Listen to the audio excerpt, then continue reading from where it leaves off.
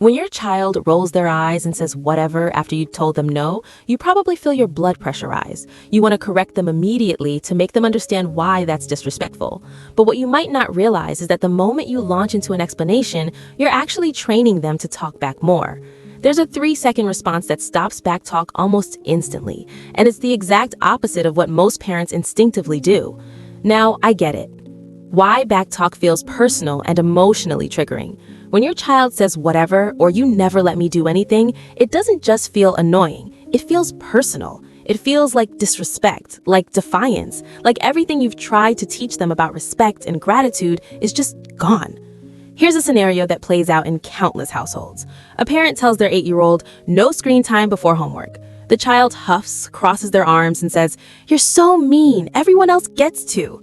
The parent feels that surge of defensiveness, the urge to explain everything they do, to remind the child they're not everyone else's mom, to make them see how unfair they're being. So that's exactly what happens. Explanation, justification, defense, and the pattern, the backtalk, gets worse over the next few days, not better. Here's why. Every time you engage with the backtalk, every time you explain yourself, defend your decision, or match their emotional intensity, you're signaling to your child's brain that backtalk is a conversation starter. Without meaning to, parents signal to the child's brain that if they push back hard enough, they get full attention. They get a debate. They get an emotionally activated response. And that's exactly what keeps the pattern alive. I know you're not trying to reward the behavior. You're trying to correct it. You're trying to teach them that their tone is unacceptable, but your child's brain isn't processing it that way. So let's talk about what's actually happening in these moments. And if you recognize yourself here, if you've done every single one of these things, you haven't done anything wrong. These are the most natural human responses in the world. They're nearly universal among parents. Here's what happens. Your child says, "This is so unfair," and you immediately think, "They need to understand my reasoning." So you launch into this whole explanation. "Well, honey, the reason I can't let you go to that party is because there won't be adult supervision and you have a big test Monday, and we already talked about this." But here's the thing. When your child is emotionally activated, their thinking brain is offline. Your perfectly logical explanation doesn't land. It just sounds like Charlie Brown's teacher. Wah, wah, wah, wah, wah. They aren't processing your logic. They're just reacting to your volume and intensity. Or maybe your child says, "Everyone else's parents let them," and you can't help yourself. You respond with, "That's not true. And even if it were, I'm not everyone else's parent." Now you're in a debate. And even if you win the argument, even if you can prove logically that you're right, you've lost something bigger. You've taught your child that if they push back hard enough, rules become negotiable. Or here's another one. Your child says, "You're the worst." And you feel that sting, sharp and immediate. So you respond with, "After everything I do for you, I work so hard to give you a good life, and this is how you talk to me?" Now you're trying to make them see your perspective, feel your hurt, understand your sacrifice. But all they hear is more intensity, more emotion, more evidence that their backtalk got a reaction. And then there's the lecture. Your child mutters something under their breath, and you deliver a 5-minute speech about respect, gratitude, and how they need to change their attitude right now. But every word you say past the first sentence is just noise, and the longer you talk, the more disconnected they become. Now, I'm not saying you're wrong for doing these things. You're doing what every caring parent does. You're trying to teach them. You're trying to make it click. But what you might not realize is that the length, the tone, and the emotional charge of your response is actually working against you. Now, here's where this gets really interesting, because once you understand what developmental neuroscience tells us is happening in your child's brain during these moments, the solution becomes completely obvious. When your child talks back, their emotional brain has taken over. The amygdala, think of it as the brain's alarm system, is fired up. The prefrontal cortex, the part that handles logic and self-regulation, is essentially offline. It's like when you're really angry at your partner or stressed about work. Someone tries to give you rational advice in that moment, and you can't even hear it. Your emotional brain is too loud. That's what's happening with your child. And here's the crucial part. When you respond with a lot of words or with emotional intensity or with a tone that matches theirs, you're keeping their emotional brain activated. You're not helping them calm down, you're actually escalating them. You're essentially throwing gasoline on a fire and then wondering why it's not going out. Your child's nervous system is mirroring yours. When you're calm, they regulate down. When you're activated, they escalate up. This co-regulation pattern is well documented in developmental psychology. Now, this doesn't mean you ignore the backtalk. That would teach them that disrespect works. But it also doesn't mean you engage with it as if it's a conversation worth having. Because here's what's actually happening in their brain. When your child explains, argues, or lectures, their brain interprets that as, this is working. Not consciously. They're not sitting there thinking, great, I've got mom engaged. But subconsciously, their brain is learning. Backtalk equals attention. Backtalk equals power. Backtalk equals a reaction. And that's exactly why short responses work. When you keep your response to 3 seconds or less, meaning you speak only one short sentence with no emotional charge and no justification, you do something incredibly powerful. You show them that backtalk doesn't get them anywhere. It doesn't start a debate. It doesn't get your attention. It doesn't change the outcome. It just hits a wall. And when their brain realizes that backtalk is a dead end, that it leads nowhere, the behavior starts to fade. Not overnight, but consistently, predictably. So here's the 3-second response, the one that actually works. And I'm going to give you the exact words to use. But first, I need you to understand something. This is going to feel wrong at first. It's going to feel too simple, too short, like you're not doing enough. But that's exactly why it works. When your child talks back, you pause just for a beat. Not a long, dramatic pause, just enough to regulate yourself. And then you say one short, neutral sentence that sets a boundary without engaging the content of what they said. Let me show you exactly what that looks like. Here are the exact words. If they're just giving you attitude or sass, simply say, try again, respectfully. That's it. Short, neutral, no lecture. However, if they are actually yelling or crying, if they're too upset to try again, you need a different phrase. You say, I'll listen when you're calm, or simply, that tone doesn't work. Or if they're just nagging you to change your mind, asked and answered.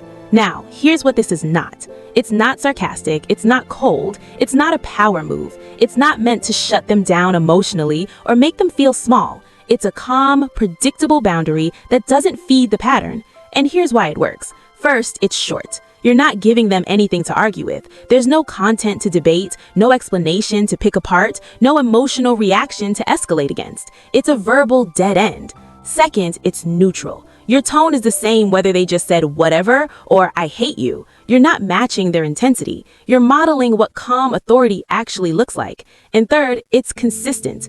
Every time they backtalk, they get the same response. Their brain starts to learn, this doesn't work. This doesn't get me anywhere. I need a different strategy. Now, after you deliver that 3-second response, you don't keep talking. You don't wait for them to apologize. You don't explain what you meant. You just stop. And if they're ready to try again respectfully, you engage. If they're not, you walk away or redirect to something else. So, what does this actually look like in practice? Let me show you exactly what this looks like in real life. Let's say your 9-year-old asks if they can have a friend over. You say, not today. Buddy. Their face immediately falls. They cross their arms. That's not fair. You never let me do anything. Now, here's what every fiber of your being wants to say. That's not true. You literally had Mason over last week, and I said no because we have family plans tonight, which you know about because we talked about it this morning. But here's what you actually say. Try again respectfully, and then you stop talking. You don't explain, you don't defend, you just stop. Your child stares at you for a second like they're waiting for the rest of your sentence. Then they push again. But everyone else gets to have friends over whenever they want. You're so mean. Every muscle in your body wants to respond. Your jaw tightens. You can feel the words forming, but you don't take the bait. I'll listen when you're calm. And again, you stop talking. Now, here's where it gets interesting. Your child might storm off at this point, stomping feet, maybe slamming a door. And that's okay. Let them go. They're not ready to talk, and that's fine. Or they might stand there for a moment, breathing hard, eyes still flashing, trying to figure out their next move. And then, maybe a minute later, they take a breath and say, "Can I please have a friend over this weekend instead?" If they try again, even if their tone is still a little off, even if you can hear the frustration in their voice, you acknowledge the effort. Thank you. That's better. The answer is still no for today, but let's plan something for this weekend. And then you move on. Here's what just happened. You showed them that backtalk doesn't work, that calm communication does, that the outcome doesn't change based on volume or emotion, and over time, that becomes the pattern their brain learns. Now, you're probably thinking, okay, but what if they just keep going? What if they don't calm down? What if they escalate even more? Great question. Here's what you do. You follow through. You say, I can see you're too upset to talk about this right now. We'll try again later. And then you disengage. You aren't giving them the silent treatment or ignoring their existence. You remain present, but you are pressing pause on the argument. You're showing them that you are available to them, but backtalk doesn't earn them a debate. Let me show you what this looks like with teenagers. A 15-year-old asks to go to a concert on a school night. The parent says no. The teen immediately fires back with, "This is ridiculous. I'm 15. I should be able to make my own decisions." The instinct is to launch into a speech about responsibility and trust and readiness for independence. Instead, the parent says, "I hear you, but that tone isn't going to change my answer." The teen huffs and goes to her room. 20 minutes later, she comes back and says, "Can we talk about this?" And that's when the actual conversation happens. Now, here's another thing parents worry about. Won't this feel cold? Won't my child think I'm dismissing them? And I get why that feels concerning. You don't want your child to think you don't care about their feelings. But here's the thing, and this is important. You're not dismissing their feelings, you're dismissing their delivery. And that's an important distinction. After they calm down, you can absolutely have a conversation about why they're frustrated. You can validate their disappointment. You can even negotiate if it's appropriate. But you're teaching them that disrespect doesn't earn them that conversation. Calm communication does. And here's what's crucial. Consistency. This only works if you do it every single time. If backtalk gets a debate on Tuesday but hits a wall on Wednesday, their brain doesn't learn the pattern. But if every single time they talk back, they hit the same calm wall, the behavior fades fast. So what actually changes over time? This is the part that makes all of it worth it. In the first week, you'll probably see testing. Psychologists actually call this an extinction burst. Your child will push harder and get louder because their brain is confused. Think of it like a vending machine that swallowed their money. They push the buttons harder and shake the machine to see if the mechanics are broken or if the rules really changed. This spike in behavior is normal. It actually means the method is working. Stay consistent. By week 2 or 3, you'll notice something shifting. The backtalk starts to decrease. The eye rolls become less frequent. They might still test occasionally, but the intensity drops. Not because you've lectured them into submission or scared them into compliance, but because their brain has learned that it doesn't work anymore. But stick with it, whether it takes 2 weeks or 5, depending on your consistency. Eventually, here is what happens. Your authority returns, not through control or fear or exhausting power struggles, but through calm predictability. Your child starts to trust that you mean what you say, that your boundaries are real, that emotional escalation doesn't change outcomes, and that becomes the foundation for real respect. Remember that child from the beginning who rolled their eyes and said, "Whatever"?